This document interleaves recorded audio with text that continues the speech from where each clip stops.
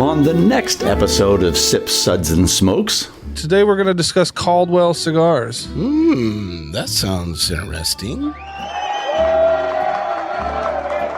Caldwell was started in 2013 by a group of friends who set out to do everything differently. And they have grown into a recognized brand now. And our initial reception came with much confusion. People didn't understand their brand's packaging and their brand and the purpose. So this is when they knew that they were going to do a good job. Personally, I really enjoyed this lineup.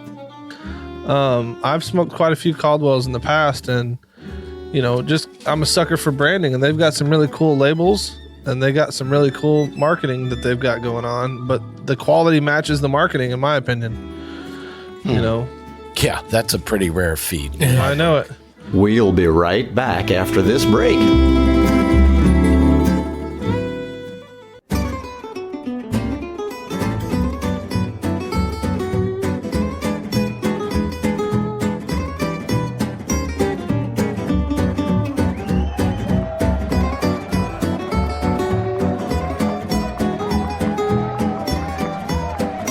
Brought to you almost live from the Dude in the Basement Studios.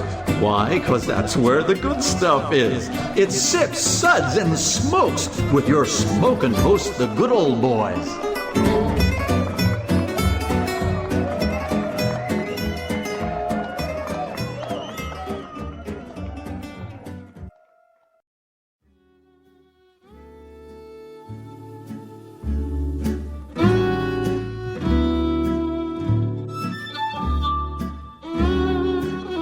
Hey man, got a light? It's time for Smokes. Welcome to the Smokes episode, where everything good in life is worth discussing. We are the best thing on at 2 a.m., just before little old ladies knitting, and right after the show. Does this look infected? One, pearl, two. One, pearl, two. Hang on, let me put my T's in it. All right, with us today is good old boy Mike. Hey there. Good old boy Justin. Good morning. And good old boy Nate. What's up? And myself, good old Boy Barger. How you doing, folks? Great. How are you? Yeah, man, I'm good. It's been a good week, been a trying week, but it's been good. Yeah, this is our smoke segments. We are all about cigars and, well, anything that's smoked. Almost anything. Here's what we're going to discuss today. Today we're going to discuss Caldwell Cigars. That sounds interesting. I got a little bit of backstory here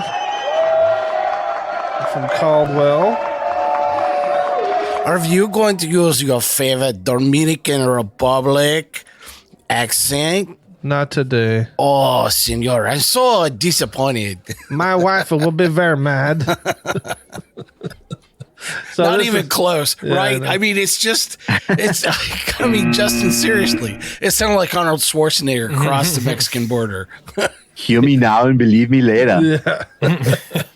So Caldwell was started in 2013 by a group of friends who set out to do everything differently. And they have grown into a recognized brand now. And our initial reception came with much confusion. People didn't understand their brand's packaging and their brand and the purpose. So this is when they knew that they were going to do a good job. And they say, if you're not running with us, run from us. Well, I mean, how fast should you run? I mean, like slow or a casual walk, or, it depends on the accent. Yeah, I guess. Ay, Chihuahua, So a little history from them. Caldwell Cigar is the brainchild of Robert Caldwell. Prior to Caldwell Cigars, Robert founded Wynwood Cigar Factory in Miami, Florida. He's also owned and operated a hotel humidor company, a hospitality centric and also synergetic cigar company. Well, in Hotel Humidor, so he actually pretty much every country in out there where there's high-end resorts and high-end hotels and they have humidors, Robert is the one, and he sells like other brands. They stock it with other brands, but he has actually been able to get cigars into all of these high-end hotels. He's got ones in Dubai, all over. That's awesome. That's awesome. So they sent me a little blurb about the community and their mission I want to share with you guys. So from the beginning, Caldwell has sought to do good through varieties of initiatives. We've also sponsored art initiatives as well as charitable projects. Are we doing good worse while we're running, man? Yes. through Lost and Found Cigars.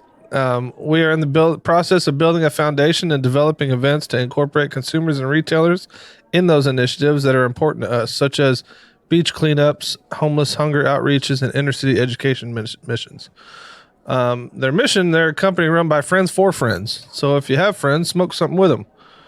Said, we've never cared about being a huge company. We just set out to make great cigars and exceptional packaging. And we enjoy what we do and those who share our interests. And they say, do things well, do good, have fun. It's that simple. Yeah. That works well for a lot of things in life, not just cigars. I know it. But, I really enjoyed this lineup. I've smoked quite a few Caldwells in the past, and I'm a sucker for branding, and they've got some really cool labels, and they got some really cool marketing that they've got going on, but the quality matches the marketing, in my opinion. Yeah, that's a pretty rare feat. I know it. So today, good old boy Mike's going to go over our smokes ratings with us. So lay it on us, big guy. Well, I'm going to be using my worst Mexican accent of Espanol since we're talking about the Dominican Republic. So we have 3 smokes rating. Here they are. Number 1. Oh, I like this Number one. Juan. Number uno, yes. This sucked even before it was lit.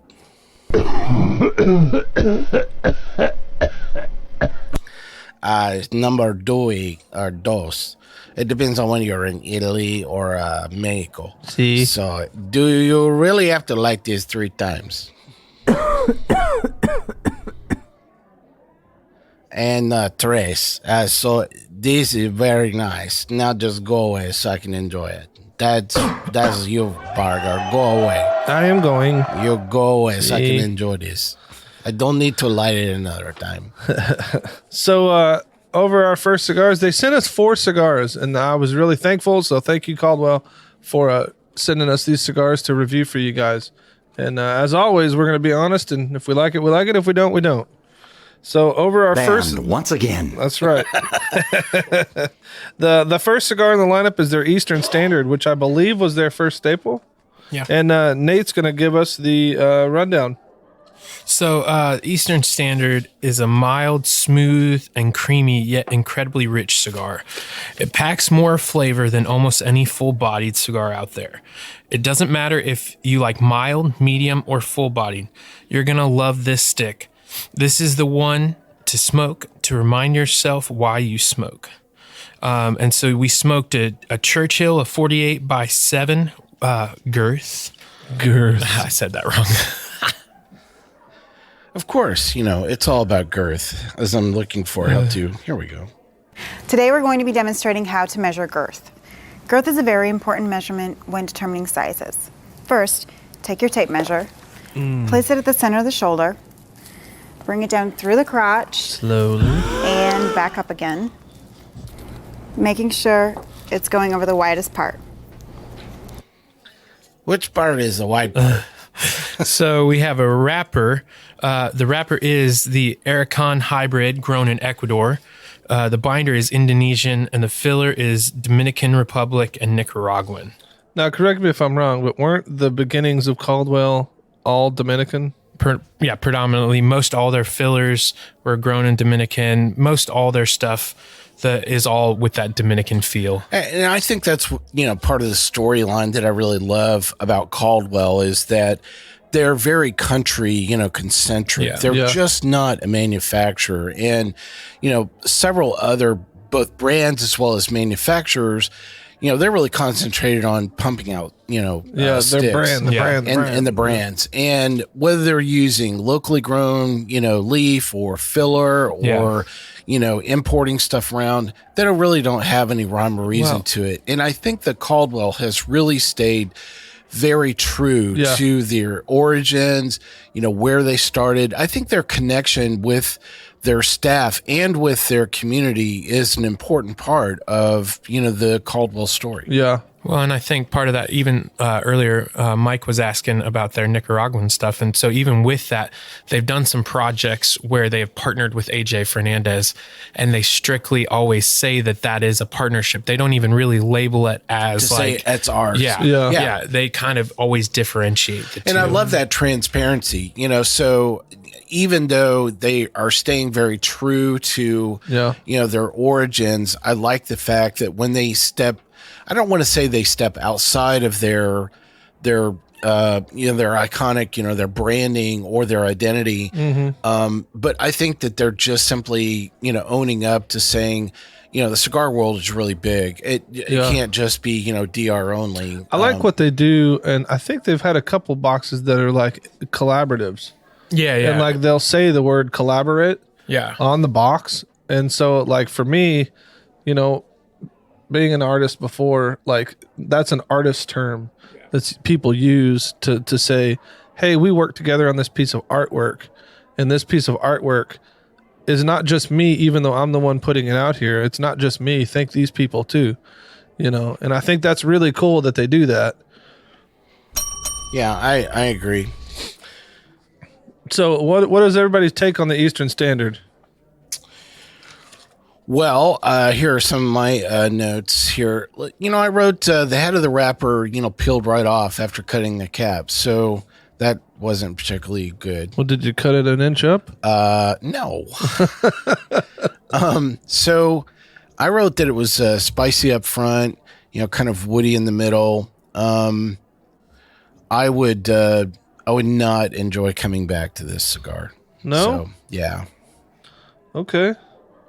Well, that's interesting because I didn't mind it. I thought it was I didn't mind it. Yeah, no, I like that. I've smoked a few of them before, and I rather enjoyed them. It's like one of those cigars that it's not a fantastic cigar, and it's not a horrible cigar. So if I'm in a humidor somewhere trying to pick something out, and I see that, I know that band. I know that it's like a safe place to go. You know what I mean? And so I'll pick one up if I can't decide on what I want to smoke and smoke that, Yeah, for me, I mean, I've smoked this cigar for years. And for me, the big thing with this, though, is even with this specific size, I personally like this cigar, and they make a little 4x44 called the Manzanita. Yeah. That to me, like with a cup of coffee, that you get that spice, that richness. So even in this cigar, they have multiple different sizes, and that Churchill was definitely not my favorite of the sizes that they make for this cigar. Yeah. Yeah, that smaller one does have a lot better flavor profile, I think. But that same can be said for a lot of cigars that have multiple sizes. Hey, Justin, real quick, what did you think? I thought it had a really nice straw, had a good moist feel in my hand. Moist. It was a balanced, neutral smoke. Most flavor for me was in the last third. It never went out when I was smoking it. I thought it was pleasant. So we're going to give our smokes rating right now. Hold them up. Huh? So I guess we're going to give it a smokes rating of 2 today. Hey, we'll be back. All right, we're back. And the next staple in their line is Long Live the King. And our co-host, good old boy Justin, will be going over that for us today. So Justin, take it away. So Long Live the King is a spicy, pepper-loaded start. Gives way to a full, rich, balanced, blended smoke. Long Live the King is definitely full in body, but it is so harmonious that you won't notice someone stealing your car. This smoke Come back with my is a car. smoke you smoke with your headphones on and your middle finger at full salute while slamming a Jack barrel proof. It's a Lancero, 40 girth by 7. The wrapper's Corojo from the Dominican Republic, and the binder's also Corojo. And the filler is Dominican, Nicaraguan, and Peruvian. So this smoke, I really enjoyed a lot. Okay. All right. I enjoyed it as well. I liked it a lot. And I think also one thing to note about Caldwell as we talk about the art is we haven't talked about the bands, and specifically the band of the Long Live the King has a kid wearing a crown, which we used to joke in my retail store about it looking like Joffrey from Game of Thrones. Oh, They that's said very it true. wasn't. I like that. But funny story, when they first came out with that cigar, they actually had a few retailers who wouldn't carry it because they felt Because it was promoting kid. children smoking. But in the true Caldwell fashion, they left it as it was. Yeah, as it should. I got some good notes for this one. I was like, it's so much way better, like flavor in that than the Eastern Standard.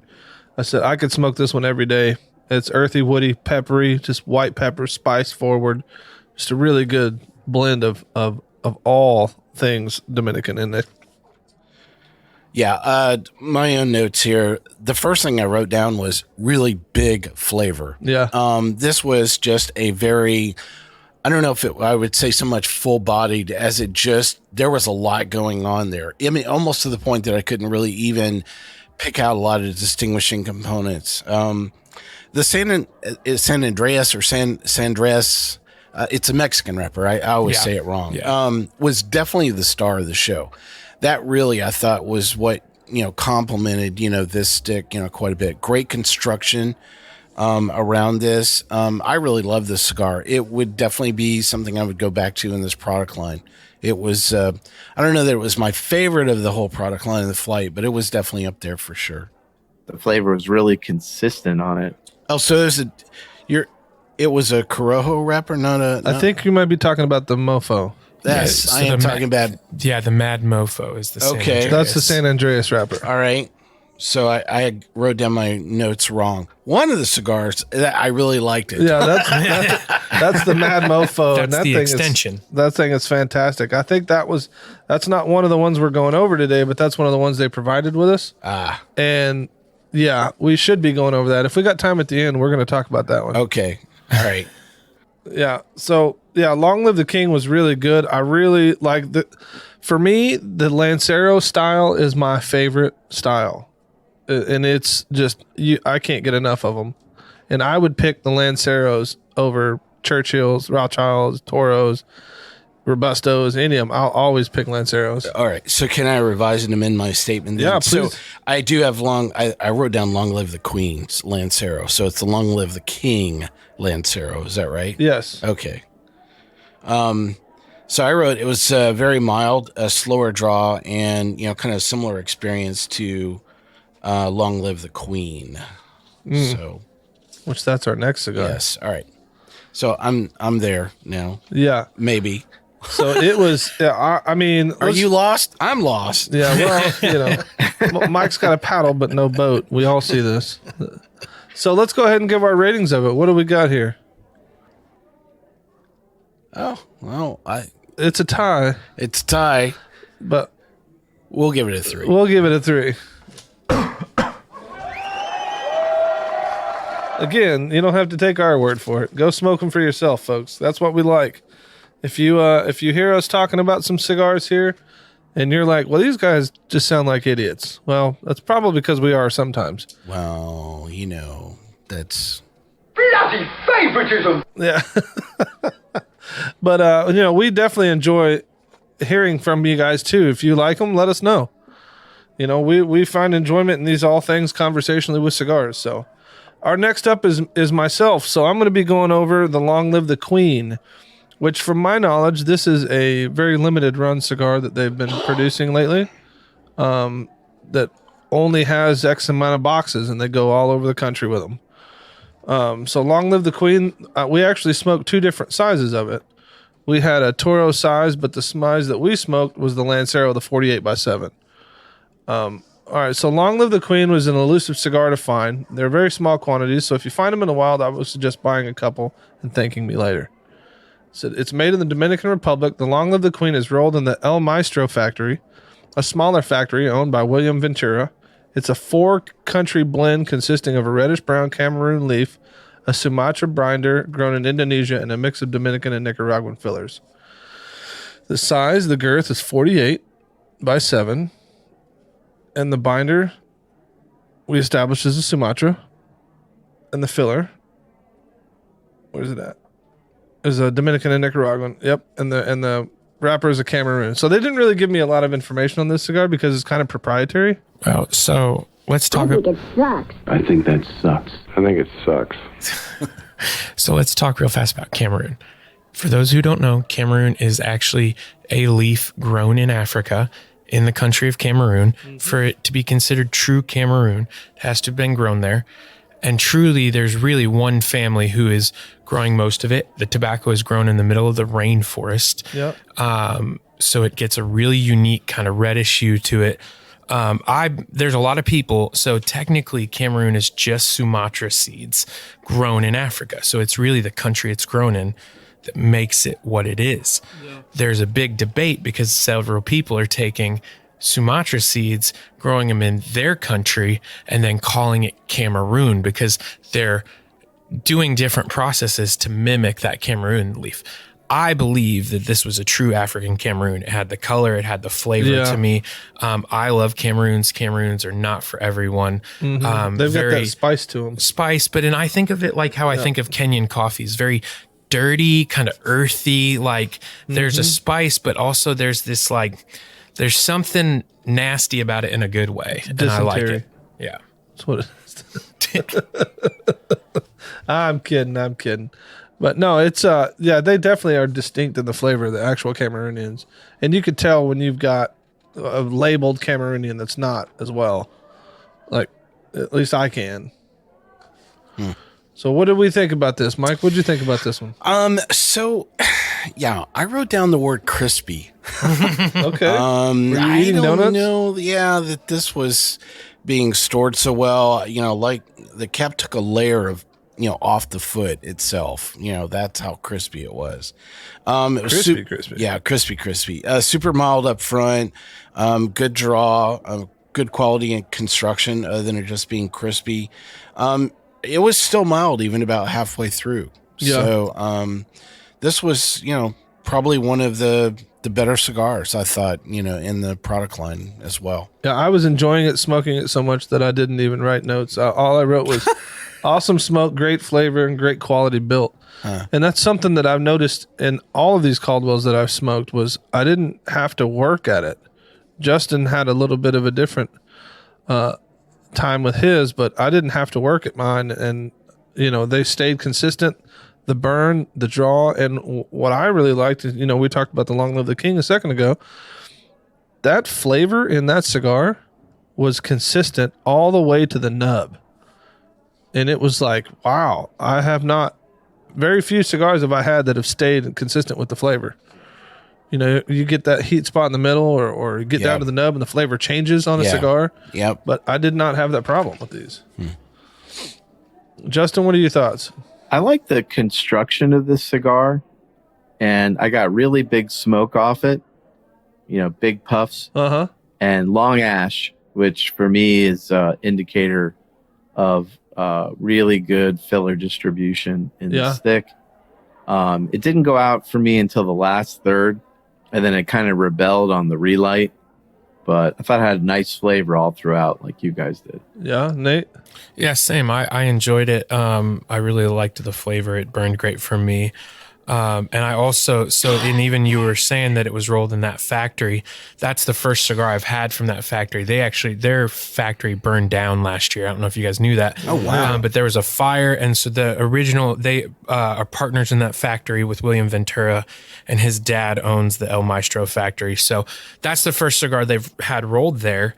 That's new, that's come out, and it really impressed me. The construction impressed me.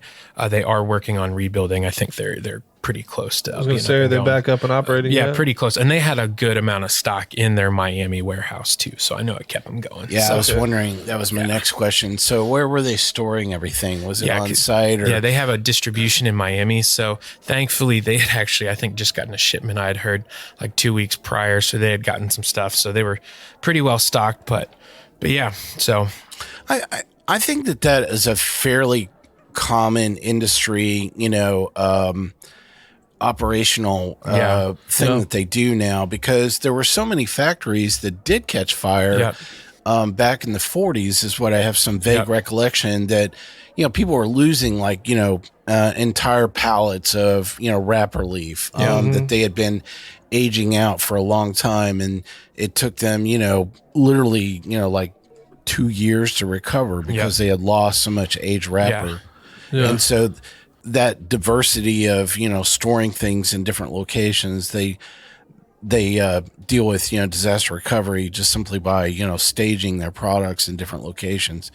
That's still got to be, I didn't realize they were, doing it out of country, Yeah. So. Well, and honestly, though, most of the companies that are sold here have some sort of distribution based in Miami or wherever, where they at least just have it's not, it's just a warehouse they're shipping out of, but it makes it easier for customs. Yeah, I know some other brands that they partner, maybe not Caldwell, but other brands will partner with big boxes like, CI or Thompson, and they'll keep them in their facilities.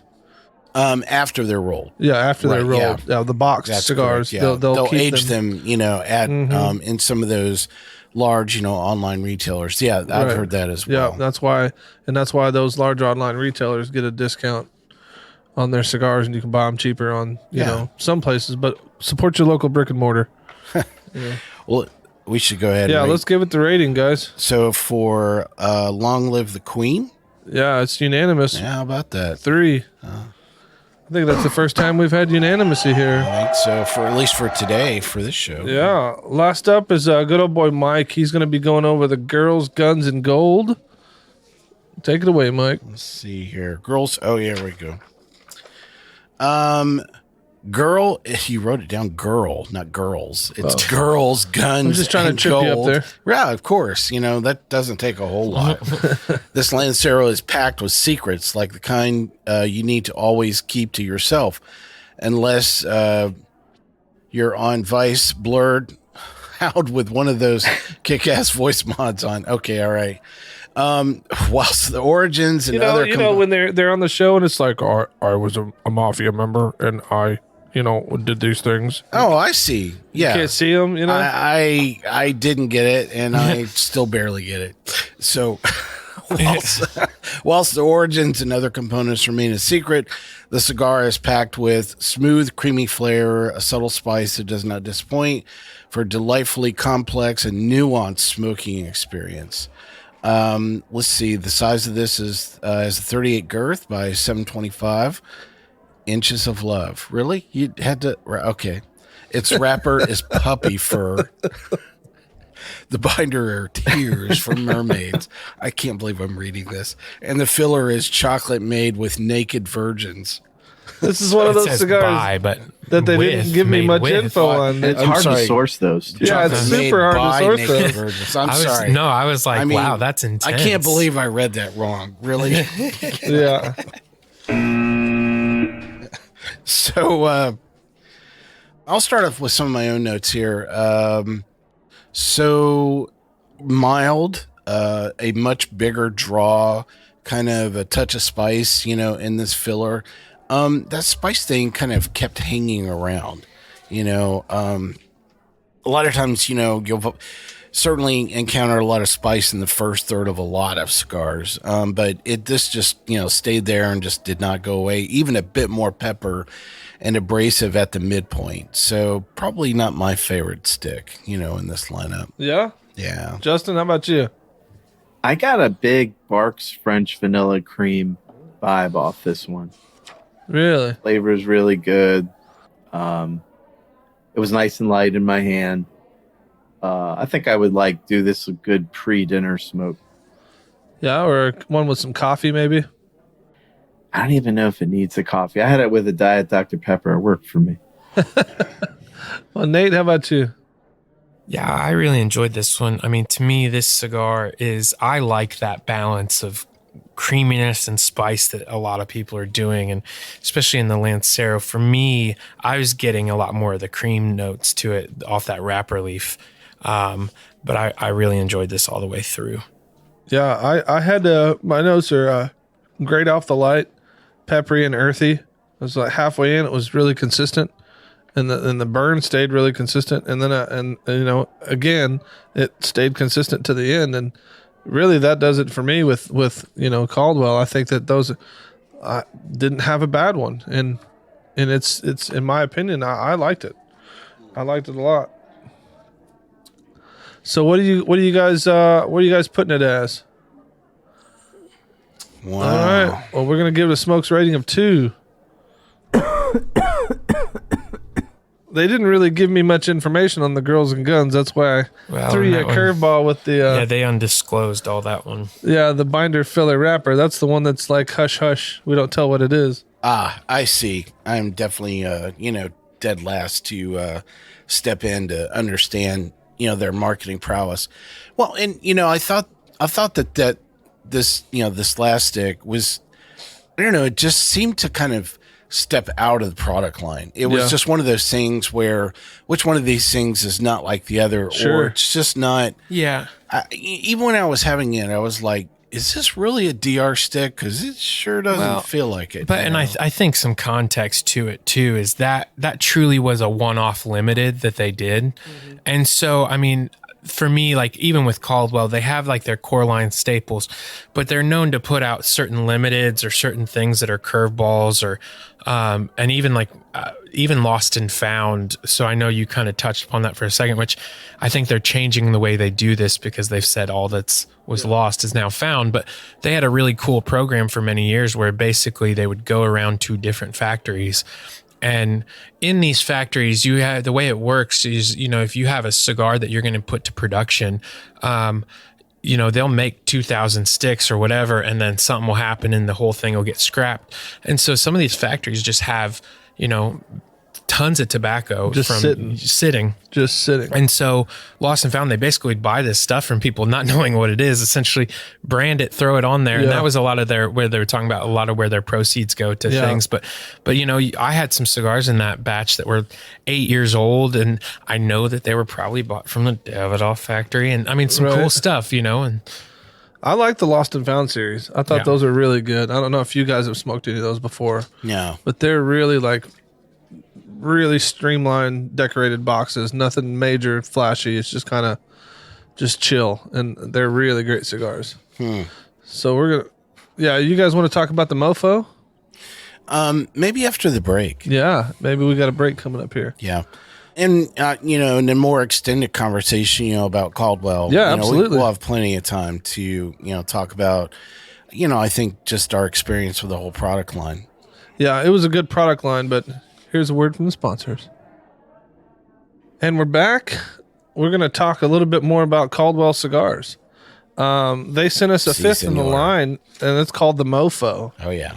And I think we all had a pretty good experience with that. So, Mike, why don't you tell us what your thoughts were? Because I already did. Well, so this was... it's interesting that I just happened to smoke it in the last... so and that was just by happenstance. So it was the very last cigar that I did smoke in the product line, and so I'll reiterate my notes on this.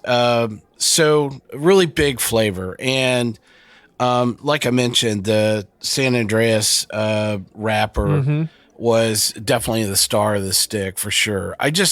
It was one of those things where sometimes you're sitting down with a cigar and it's very complex, but it's not full. And I think the difference between those things for me is usually it's the amount of sugar content or how sweet something's come across, because sugars really hang very heavy on the palate and they tend to, influence and feel heavier, know. This didn't have that. It wasn't a sweet thing. It just had a lot of complex flavor around it. And I enjoyed that, in a lot of things. I enjoyed it in wines. I enjoyed it in, spirits and whiskeys and gin and a lot of other things where things are so complex that you just can't sit down and go, well, that's cedar, or that is, hickory, or, I'm getting a touch of mint or something like that. And so I really, I found myself smoking the entire stick. And I was actually rushed for time. You don't say. Yes, I was. And so I I actually was really glad that was the last stick that I had sitting down in that flight to go through, and actually enjoyed the entire thing. So it just was really great construction, great burn line the whole time.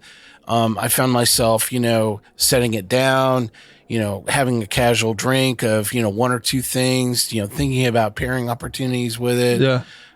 There was just a lot going on, for that. And I was really glad, to have that stick in the lineup. Yeah, Absolutely my dead favorite, in the entire product line, for sure. So that's the Long Live the King Mad Mofo. Yep. And when we get to I Nate, love the smell on the foot on that one. yeah, that has a great smell in it. Even unlit, just it's a spicy flavor smell. But that's a San Andreas wrapper and a Dominican and Nicaraguan filler, and it doesn't tell me what the binder is. So I would assume it's a Dominican binder. Mystery binder. Yeah, so why don't you, Justin, tell us what you thought about it. I think this is like a really good lunch break stick. Had really consistent flavor. This stick never went out when I was smoking it, and I smoked it to the nub. I really enjoyed it. Yeah, it was a 5x50, I think is what we got. Is that right? Sounds right. Yeah. Yeah, it wasn't a Lancero, which I was No. disappointed. I think at a Lancero, this thing would be awesome. I agree. I found myself wanting, more. just like a little more. Uh-huh, If yeah. I just smoked this for another 15 See, minutes, I'd be a lot better My off. favorite size, they make it in a Bellicosa, and that's my favorite size. Really? Yeah. Okay. All right. Well, Nate, what did you think about it? I really enjoyed it. I found it's an Indonesian binder. Oh, it's okay. Interesting. Yeah. Huh.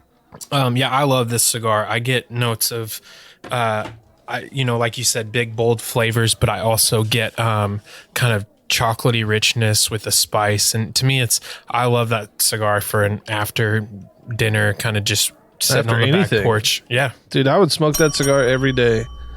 I think I could safely say that I could smoke that cigar every day. Yeah. I will be buying a box.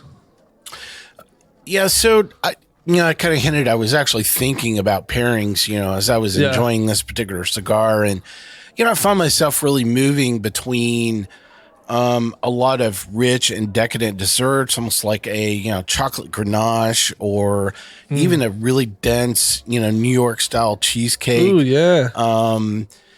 Something that just would bring and almost coat, your palate with, those very heavy sugars that I mentioned were kind of absent, but in a good way in this experience. Yeah. I like the idea of having it and after dinner, it'd go really great, with, an XO cognac. I think it would really go great with a lot of Amaros. Yeah.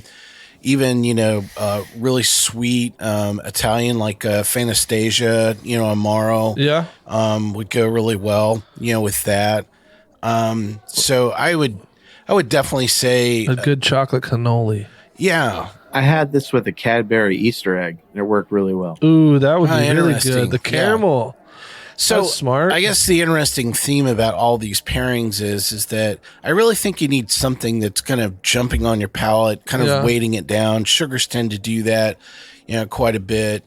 And, I can see that would be the thing that would really, it almost trap all that complexity and, leave it lingering, on your palate a lot longer. Yeah. Well, that's going to bring us to our next question in this segment of what do we pair?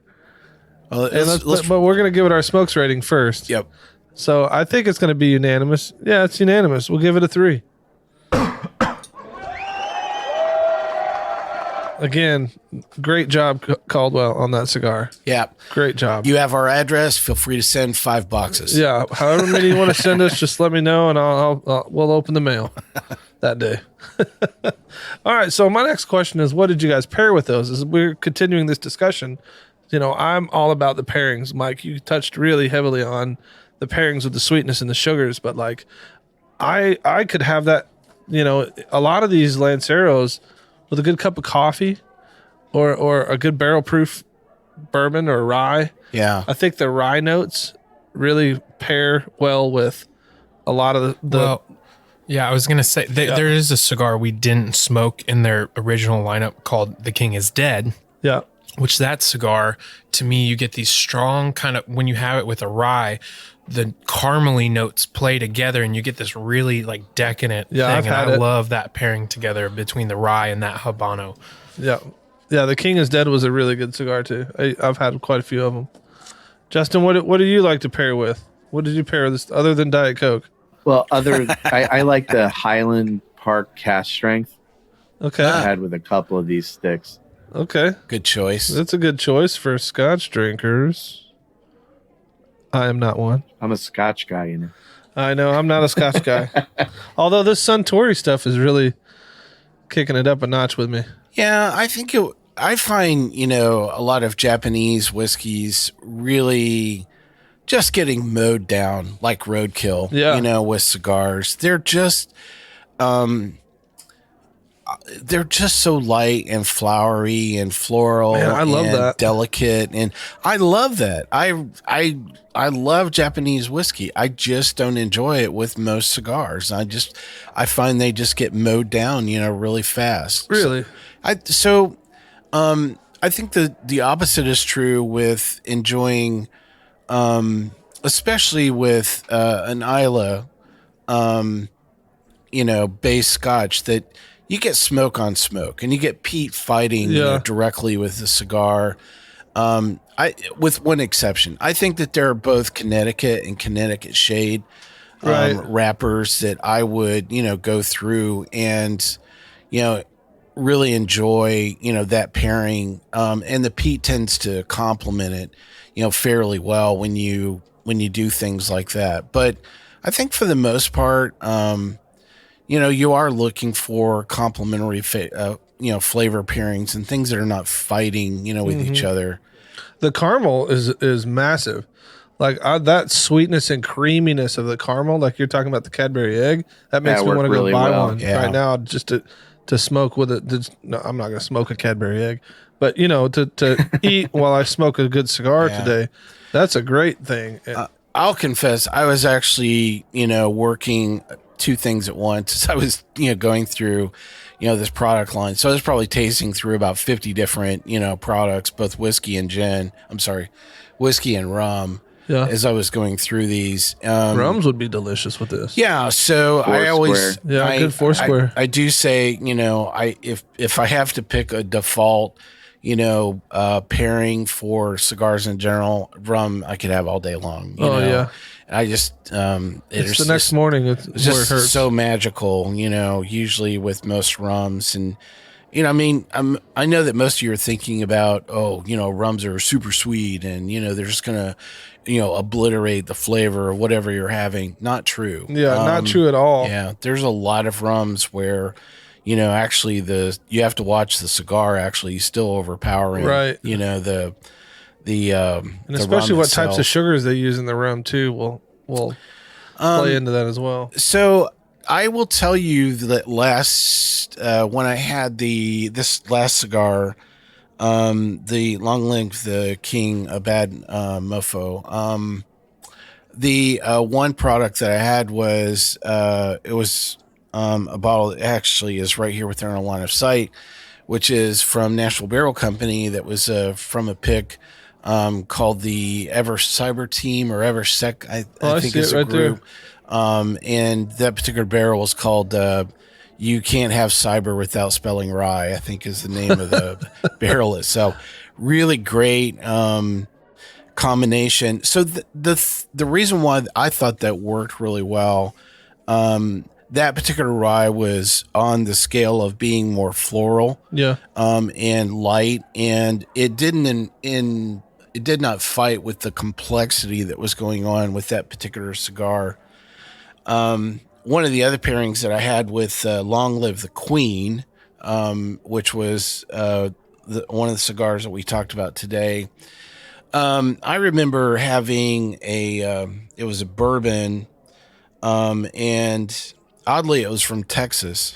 Oh, like a Balcones or something? No, it was. I'm sorry, I can't remember the name of the distillery that I had it with. But I remember the characteristic that I had with it, and it was a fairly classic, bourbon experience with a sweet finish that came off the back of it, and that really works, quite well with that particular cigar. Yeah.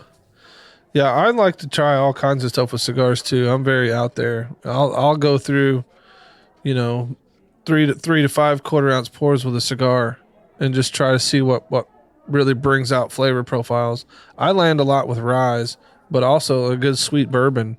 It does really play a good favor into them. And yet, every time I sit with you, you go, Mike, have you had coffee? With a cigar. So I keep listening. Yeah. One, I'm just one of these people. I just don't smoke in the morning, and there is no way you're going to convince me that you are going to ruin all of my coffee experience with a cigar. You are. You're going to have to have a cigar. I'm telling you. Well, and for me, I start every day that way. Single origin coffees. I work in the cigar world, and I open a retail store. And so for me, I'll get there early and I'll have a cup of coffee and I have a cigar. And to me, there is no better pairing. I would choose that over liquor any day. But there's something about it first thing too that to me it's also filled with nostalgia too. Yeah. But see, I also do a lot of eclectic coffees. So there's a coffee company called Bones Coffee. I get it online. Yes. And they do a lot of like flavored stuff. So I have like a dark chocolate flavored coffee. Yeah, I know. You say this. Why don't you? I'm sorry. They've got one. I agree. I fully agree. Why don't you go to the grocery store and buy a can of flavored whipped cream? Because I don't do that. Just put it right on top of the cigar. They've got one that's make my the absolute favorite. Complete. And you can be mad all you want at it. It's called S'more Time. Oh my god! And it tastes just like s'mores. It's just with a cup of coffee, with a good cigar. Is great, but now like I love single origins, like Sumatras. I like all different types, the Colombian coffees.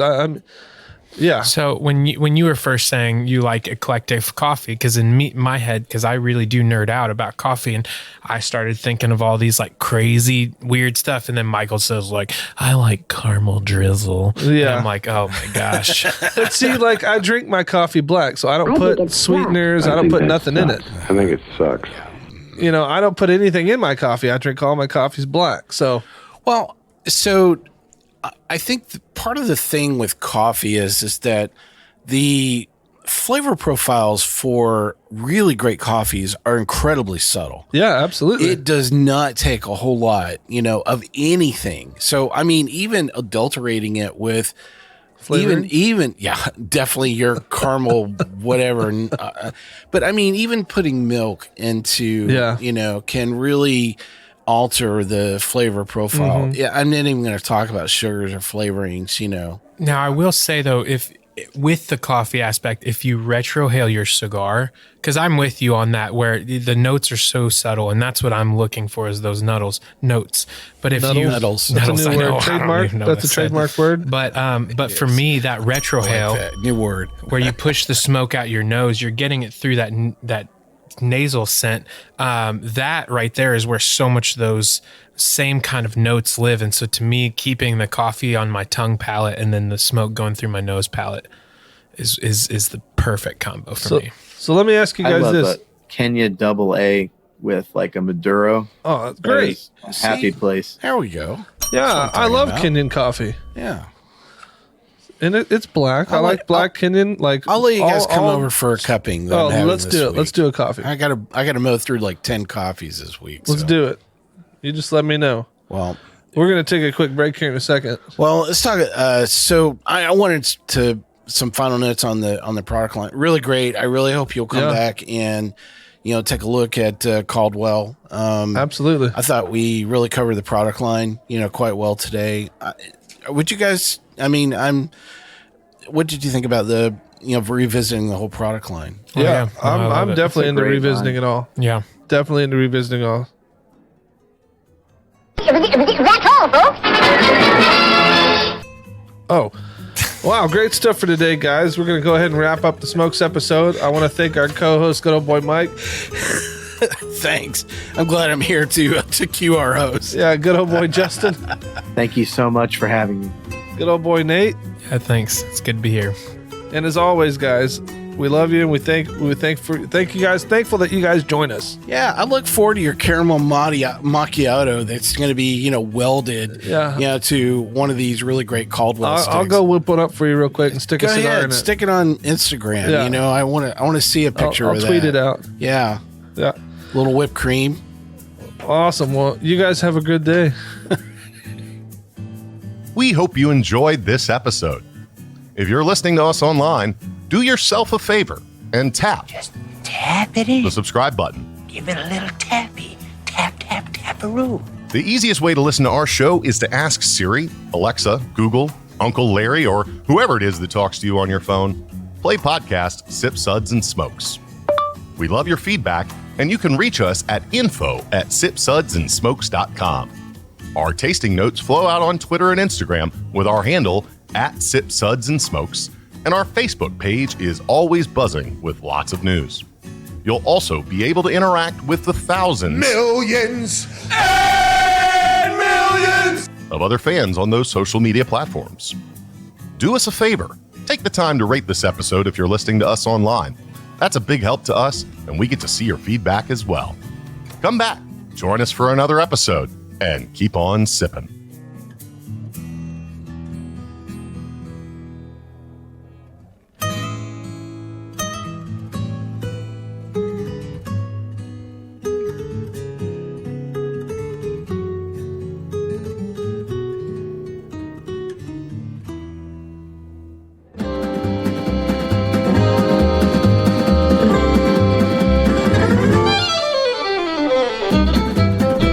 This has been a One Tan Hand production of Sip, Suds, and Smokes, a program devoted to the appreciation of some of the finer slices of life. From the Dude in the Basement Studios, your hosts, the Good Old Boys, will see y'all next time.